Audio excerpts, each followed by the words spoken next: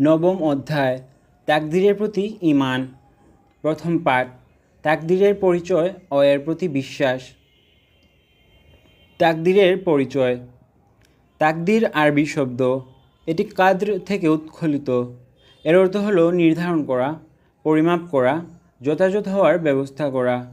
মানুষের দৈনন্দিন জীবনে ভালো মন্দ, জীবন মরণ, খাদ্য পানীয়, মান সম্মান সবই আল্লাহ তাআলা কর্তৃক নির্ধারিত।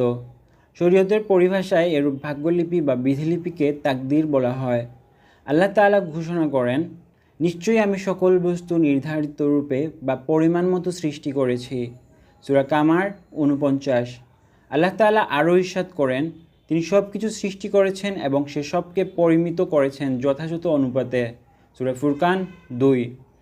সৃষ্টির যাবতীয় বিষয় তথা ভালো মন্দ, উপকার অপকার ইত্যাদির স্থান কাল এবং এসবের শুভ ও অশুভ পরিণাম পূর্ব হতে নির্ধারিত হয়েছে। তাকদীর বিশ্বাসের সুফল। তাকদীরের উপর বিশ্বাস মানুষের নৈতিক উৎকর্ষ সাধনের ক্ষেত্রে গুরুত্ববহ। এ বিশ্বাস মুমিনকে তার মানবীয় বহু দুর্বলতা থেকে রক্ষা করে। যেমন মানুষ সফলতা অর্জন করলে আনন্দিত হয়, আবার ব্যর্থ হলে বিমর্ষ হয়। তাকদীরে বিশ্বাস মানুষকে উভয় প্রকার দুর্বলতা থেকে হেফাজত করে। পবিত্র কুরআনে আল্লাহ তাআলা বলেন, পৃথিবীতে অথবা ব্যক্তিগতভাবে তোমাদের উপর যে বিপর্যয় আসে আমি তা সংঘটিত করার পূর্বেই লিপিবদ্ধ করে থাকি। নিশ্চয়ই আল্লাহর পক্ষে এটি খুবই সহজ কাজ।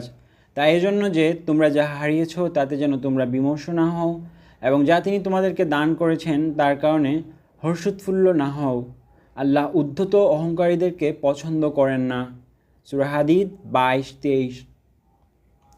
তাকদীরে বিশ্বাসী মানুষ কঠিন থেকে কঠিনতর কোনো বিপদে পড়ে গিয়েও কখনো মনোবল হারায় না।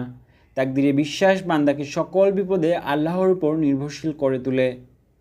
দ্বিতীয় পাঠ তাকদীরের উপর বিশ্বাস না করার পরিণাম। তাকদীরে বিশ্বাস স্থাপন ঈমানের অংশ। তাকদীরে অবিশ্বাস এমন গুরুতর অপরাধ যে মুহাম্মদ সাল্লাল্লাহু আলাইহি সাল্লাম নিজেও তাদেরকে লানত করেছেন। তাকদীর বিষয়ে আল্লাহ তাআলা বলেন, আমি প্রত্যেকটি জিনিসকে একটি পরিমাপ অনুযায়ী সৃষ্টি করেছি। সূরা কামার ৪৯। তুমি কি জানো না আকাশ ও পৃথিবীর প্রত্যেক জিনিসই আল্লাহ জানেন।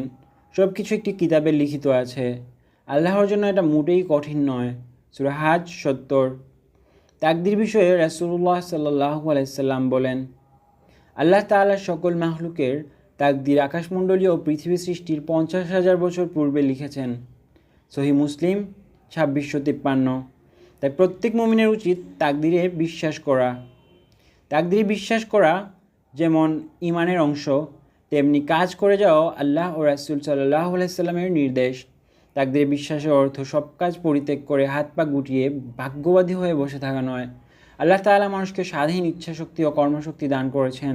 তা ব্যবহার করে কর্তব্য কর্ম করে যেতে হবে। কাজ করা বান্দার কর্তব্য, চূড়ান্ত ফলাফল আল্লাহর হাতে। তাই ফলাফল আল্লাহর হাতে ছেড়ে দিয়ে সাধ্যানুযায়ী কাজ করে যাওয়াই ইসলামের নির্দেশ।